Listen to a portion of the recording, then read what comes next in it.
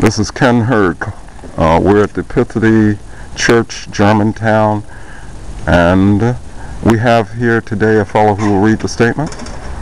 My name is Chris Rabb, and I consent for Video the Vote to use my image or likeness for their election protection documentation project.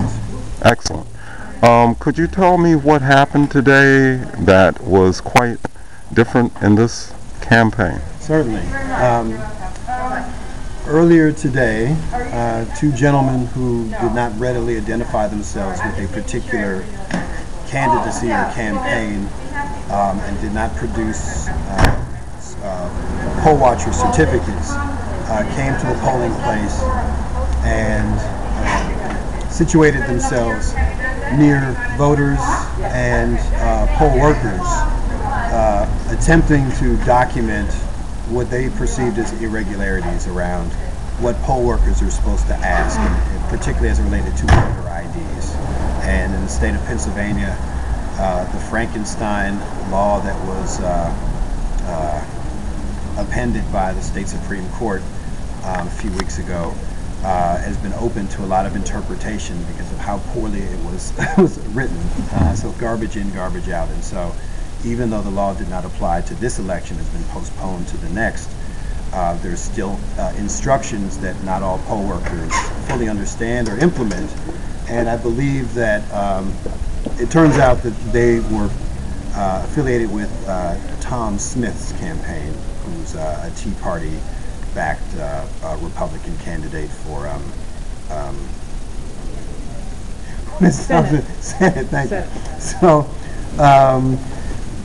coming to one of the bluest dots in the entire state of Pennsylvania, which, you know, for me and my colleagues who are Democratic committee people, is a yellow flag at the very least, because what percentage of our people are Democrats and vote Democrat? 98% perhaps? We have less. We have fewer Republicans.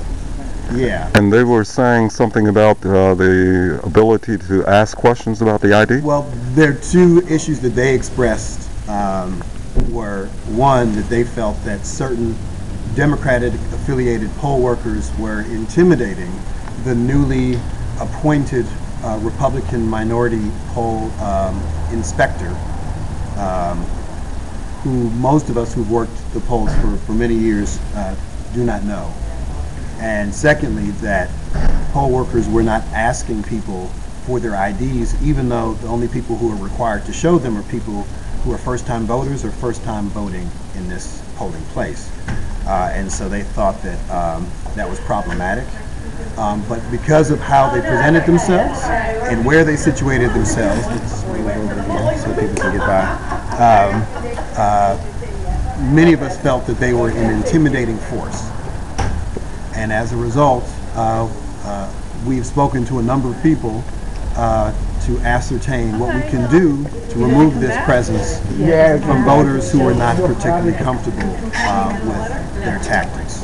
And while they did not say anything threatening, their behavior suggested a level of intimidation that we're neither comfortable with or familiar with in a community that is very accepting of diverse opinions and that has a strong track record of bipartisanship in terms of Democratic and Republican Party people and poll workers. And so this was a new dynamic that frustrated a number of us. And so various people coming through, Committee of 70, which is an independent civic watchdog organization in town, members of the Obama campaign who are lawyers, people affiliated with the district attorney's office. A number of people have weighed in to see what they could do to resolve this, and finally two people from the district attorney office came in and tried to mediate this situation, and it essentially ended in a stalemate. So they're still here, they're still doing whatever they feel they have to do on behalf of Tom Smith. I suppose, or the Republican Party. What aspect of the Republican Party, I don't know. You can ask them. Mr. Smith is running in this area? He is the Republican candidate for U.S. Senate, who is known as, who's kind of claimed to fame as being supported by the Tea Party. There is not a Tea Party presence in Philadelphia. There's not a Tea Party presence in a highly democratic neighborhood here. So it's odd to have this level of engagement from a political entity and a philosophy that is very alien to this community. So I think how they presented themselves and how opaque they were about who they were representing, raised flags with us. I think they'll probably be here to stay for the rest of the day.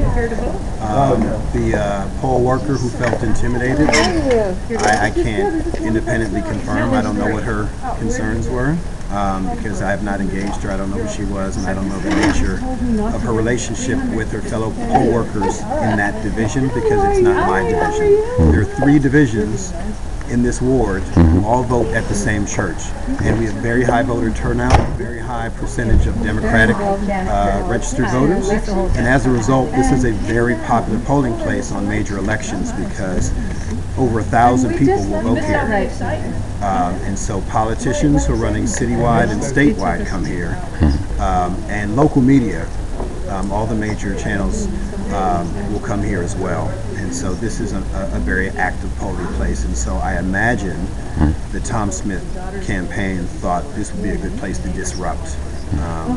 It's unfortunate, but I really don't know why they're here because it's not going to change the outcome of the election or do anything that gives people any more How are you? Okay, how are you doing? Good. You don't need to show your ID comfort card. or See how your name is written in the book so that in the spring. this is about as open and inviting an environment as Your middle one can name has expect. to agree with So, your middle name. 7 minutes. Okay. You don't have to show ID. Thank you much, sir.